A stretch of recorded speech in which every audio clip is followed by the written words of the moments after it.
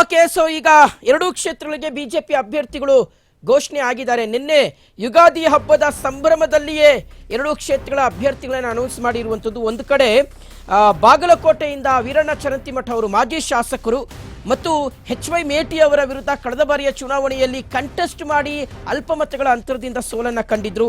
So ಈಗೇನು ವೀರಣ್ಣ ಚರಂತಿಮಠ ಅವರಿಗೆ ticket ಅನ್ನು ಕೊಟ್ಟಿದೆ.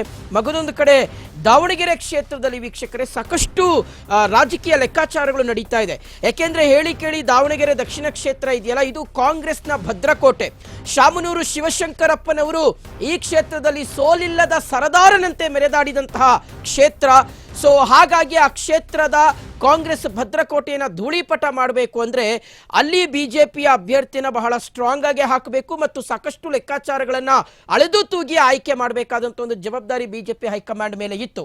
ಸೊ ಫೈನಲಿ ಈಗ ಶ್ರೀನಿವಾಸ್ ದಾಸ್ ಕರಿಯಪ್ಪ ಅವರಿಗೆ ಬಿಜೆಪಿ ಟಿಕೆಟ್ ಅನ್ನು ಕೊಟ್ಟಿರ್ತಕ್ಕಂಥದ್ದನ್ನು ಗಮನಿಸ್ತಾ ಇದ್ರೆ ಎಲ್ಲ ಒಂದು ಕಡೆ ಒಂದಷ್ಟು ಪರ್ಮಿಟೇಷನ್ಸ್ ಅಂಡ್ ಕಾಂಬಿನೇಷನ್ಸ್ ಲೆಕ್ಕಾಚಾರಗಳನ್ನು ಇಟ್ಕೊಂಡೆ ಈ ಒಂದು ಟಿಕೆಟ್ ಅನ್ನು ನೀಡಲಾಗಿದೆ ಅನ್ನುವ ಪ್ರಶ್ನೆ ಈಗ ಹುಟ್ಕೊಂಡಿರ್ತಕ್ಕಂಥದ್ದು. ಯಾಕೆ ಅಂದ್ರೆ ಈಗ ನೋಡಿ, ಕಾಂಗ್ರೆಸ್ ವಿಚಾರಕ್ಕೆ ಬಂದರೆ ಕಾಂಗ್ರೆಸ್ನ ಜಮೀರ್ ಅಹಮದ್ ಖಾನ್ ಅವರು ಅಲ್ಪಸಂಖ್ಯಾತ ಸಮುದಾಯಕ್ಕೆ ಟಿಕೆಟ್ ಯಾಕಾಗಿ ಬೇಕು ಅಂತ ಕೇಳ್ತಾ ಇದ್ದಾರೆ ಅಂದರೆ ಎರಡು ಫ್ಯಾಕ್ಟರ್ಗಳನ್ನು ಮುಂದಿಟ್ಕೊಂಡು ಕೇಳ್ತಾ ಇದ್ದಾರೆ.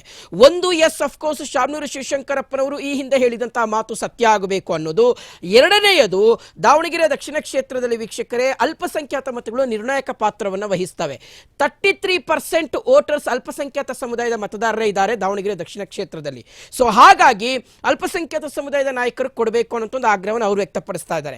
ಮಗದೊಂದು ಕಡೆ ಶಾಮನೂರು ಶಿವಶಂಕರಪ್ಪನವರ ಕುಟುಂಬದ ಪಾರುಪತ್ಯ ಎಲ್ಲೂ ಸಹ ತೆರೆಮರೆಗೆ ಸರಿಬಾರದು ಮತ್ತು ಶಾಮನೂರು ಶಿವಶಂಕರಪ್ಪನವರ ಆ ವರ್ಚಸ್ಸು ಮತ್ತು ನೇಮು ಫೇಮು ರೆಪ್ಯುಟೇಷನ್ ಎಲ್ಲವೂ ಸಹ ಇರೋದ್ರಿಂದ ಮತ್ತೆ ಆ ಕುಟುಂಬದ ಸದಸ್ಯರಿಗೊಬ್ಬರಿಗೆ ಟಿಕೆಟ್ ಕೊಟ್ಟರೆ ಈಸಿಯಾಗಿ ನಾವು ಗೆಲುವನ್ನು ದಾಖಲು ಮಾಡಬಹುದು ಅನ್ನುವ ಲೆಕ್ಕಾಚಾರದಲ್ಲಿ SS ಮಲ್ಲಿಕಾರ್ಜುನ್ ಅವರು ತನ್ನ ಮಗನಿಗೆ ಟಿಕೆಟ್ ಅನ್ನು ಕೇಳಿದ್ರು. ಸೊ ಸದ್ಯ ಬರ್ತಾ ಇರ್ತಕ್ಕಂಥ ಮಾಹಿತಿಯ ಪ್ರಕಾರ ಆಲ್ಮೋಸ್ಟ್ ಸಮರ್ಥ್ ಶಾಮನೂರು ಅವರಿಗೆ ಟಿಕೆಟ್ ಕನ್ಫರ್ಮ್ ಅಂತ ಹೇಳಲಾಗ್ತಾ ಇದೆ. ಅವರು ನಾಮಪತ್ರವನ್ನು ಇನ್ನೇನು ಸಲ್ಲಿಸ್ತಾರೆ ಅನ್ನೋದು ಗೊತ್ತಾಗ್ತಾ ಇದೆ.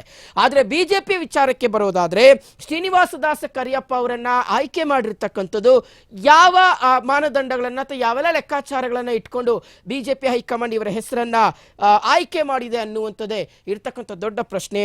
ಈ ವಿಚಾರಕ್ಕೆ ಸಂಬಂಧಪಟ್ಟಂತೆ ವಿಜೇಂದ್ರ ಅವರು ಸಹ ರಿಯಾಕ್ಟ್ ಮಾಡಿದ್ದಾರೆ.